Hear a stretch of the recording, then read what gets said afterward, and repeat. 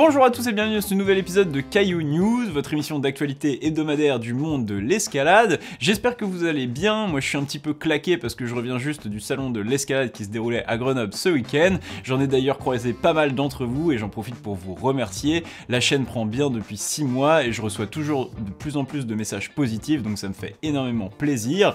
Sur ce, on passe tout de suite aux news avec d'abord l'exploit d'un jeune, ou devrais-je dire très jeune de 14 ans en falaise, Erwan Legrand. On ira aussi prendre des nouvelles d'un certain Adam Ondra qui se faisait un peu attendre depuis le début de l'année et la naissance de son premier enfant en mai.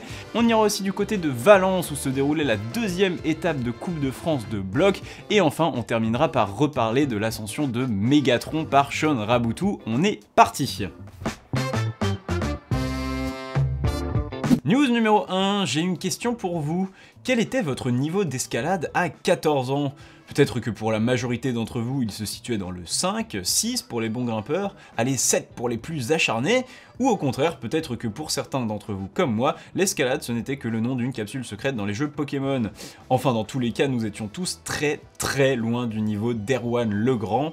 Erwan qui, à 14 ans, vient d'enchaîner la voie d'Ever Sévère, située sur le site de Blux et côté 8C+.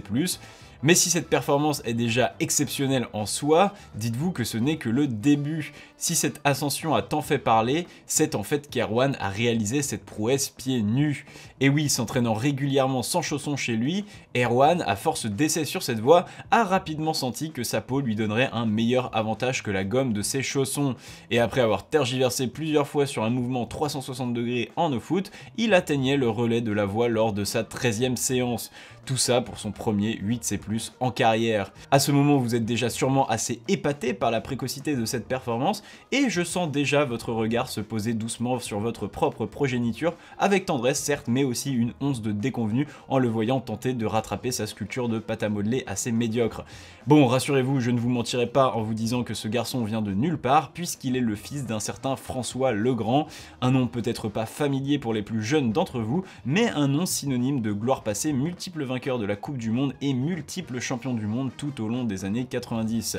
Bref, Erwan, on te souhaite tout le meilleur pour le futur, et on l'espère, un plaisir grandissant à mettre des dérouillées amicales à plus âgés que toi. News numéro 2, omniprésent en tout début d'année, cela faisait un moment que nous n'avions pas parlé du Tchèque Adam Ondra, notamment suite à la naissance de son fils en mai. Et bien le voici de retour cette semaine avec une first ascent et pas des moindres, la libération de la voie Zverinec en République tchèque à laquelle il octroie la cotation exceptionnelle de 9B+. Une cotation qui fait rentrer cette voie dans le top 8 mondial, rend encore une fois mon petit montage obsolète, et qui, si elle vient à être confirmée, ferait de cette voie la plus dure de République tchèque. Concernant la voie en elle-même, il s'agit d'une liaison entre Perlerodka 9A+, une voie déjà ouverte par le Tchèque en 2011, soit il y a 11 ans, et Kostej, une voie en 9A. Le Tchèque commence donc par le début de la voie Kostej, avant de faire un détour par le crux de Kudlanka, une troisième voie en 8B+, pour éviter un trop bon repos, puis termine dans le crux de Perlerodka en 8B+, bloc avant une section plus facile jusqu'au top. Pour Adam Ondra, il s'agit ni plus ni moins de la seconde voie la plus dure de sa carrière, et à domicile s'il vous plaît, car malgré la libération de la moitié des voies actuellement côté 9B+, le Tchèque estime que Zverinec est encore plus dur, mais pas suffisamment pour atteindre le niveau 9C. Bref, Adam Ondra est de retour, et malgré une année fantastique de notre falaisiste français Seb Boin, il montre que son trône de meilleur grimpeur de la planète ne sera pas si facile à prendre. News numéro 3, ce week-end avait lieu la deuxième étape de Coupe de France de bloc à Valence. Vous vous rappelez sûrement de la première étape que j'avais résumée dans l'émission il y a un peu plus d'un mois. Et bien cette étape représentait la suite du circuit. La compétition était cette fois-ci organisée par le club Mineral Spirit à la cité de l'escalade de Valence, un complexe sportif tout neuf et gigantesque. Et malheureusement pour ce résumé, aucun dispositif de rediffusion n'avait été mis en place et on se contentera donc d'images postées par les athlètes participants. On commence donc avec les hommes, et si la dernière étape avait été légèrement tronquée avec le déroulé du Master of Fire en Belgique, cette fois-ci on retrouve des favoris au rendez-vous. Après une finale très serrée, Pierre Le Cerf, qui était le seul à avoir topé le deuxième bloc, s'inclinera finalement sur le dernier bloc face à Mejdi Schalk, qui remportera la compétition, tandis que Léo Favot, vainqueur de la première première étape complétera le podium. Chez les femmes, c'est Selma El Hadj Mimoun qui se classe première après un duel là aussi extrêmement serré face à Agathe Calliet.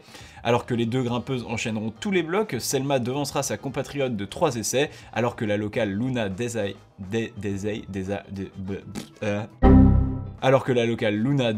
arrachera le podium. Rendez-vous maintenant le 10 décembre à Anse pour la 3e et dernière étape. News numéro 4. La semaine dernière, il était en première page de toutes les revues d'actualité. L'américain Shaun Raboutou avait officialisé la libération de Megatron, l'un des seuls 9A blocs au monde, avec un post concis et une date, celle de la sortie de l'enchaînement en vidéo. Et bien si vous ne l'avez pas vu, c'est très simple, arrêtez tout de suite de regarder cette vidéo et foncez sur la chaîne de Melo, le lien est dans la description. Car si quand il s'agit de grimper des blocs extrêmes, ces gars sont des machines, ils deviennent de sacrés artistes au contact d'une caméra pour le plus grand plaisir de nos pupilles. Ah, et je complète cette news par une autre brève pas assez grosse pour faire un titre, l'italien Stefano Ghisolfi vient lui aussi de s'attaquer à l'autre 9A bloc de Shaun Alphane en Suisse, qui est décidément l'attraction de la saison. Il confirme d'ailleurs lui aussi avoir réussi à enchaîner tous les mouvements assez facilement, mais reconnaît que la réelle difficulté réside dans les liaisons. Affaire à suivre donc. Et c'est sur cette dernière info qu'on va passer au croix de la semaine. Et c'est sur son secteur de prédilection qu'Angelo Bernal enchaîne son 3e 9A, Hera Vela sur le secteur de Margalef. Le grimpeur colombien partage ce projet avec Team Emmet depuis 2017 et a enfin pu clipper le relais après plus de 80 jours de travail dans la voie. Une ascension qu'il a vécue comme un rêve sur une seule ligne de plus de 45 mètres et une centaine de moves. Pour la suite et l'ascension de Team, on ne leur dit qu'une chose, que suerte.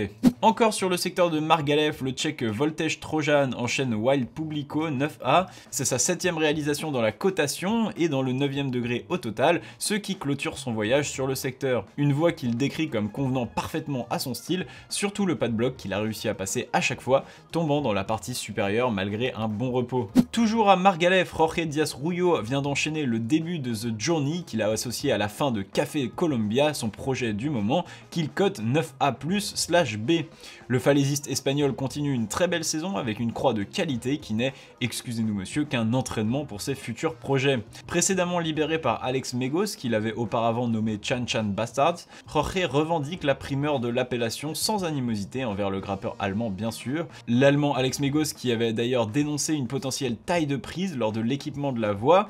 Jorge précise que des altérations ont eu lieu lors de l'équipement dans les deux voies, mais qu'il laisse les prochains répétiteurs juger d'eux-mêmes, les altérations étant a priori visibles d'en bas. Cette semaine encore, on parle de Nico Pellerson qui s'illustre cette fois-ci dans la First Ascent de la Braille proposée 9A. Située à Grenoble et équipée par le local Mathieu Cortest, cette voie de 8 mètres sur réglette était un véritable mythe dans la région. Une très belle croix pour Nico donc, la fin d'un mythe pour les grimpeurs locaux, mais un exploit qui en appellera sûrement d'autres, on l'espère. Et voilà, cet épisode de Caillou News est terminé pour aujourd'hui, j'espère qu'il vous aura plu. Moi comme d'habitude, je vous invite à mettre un j'aime sur la vidéo, à vous abonner à la chaîne si ce n'est pas déjà fait et que vous souhaitez suivre toutes les news du monde de l'escalade. Vous pouvez aussi mettre un commentaire si le cœur vous en dit, et moi je vous dis à la prochaine, tchuss!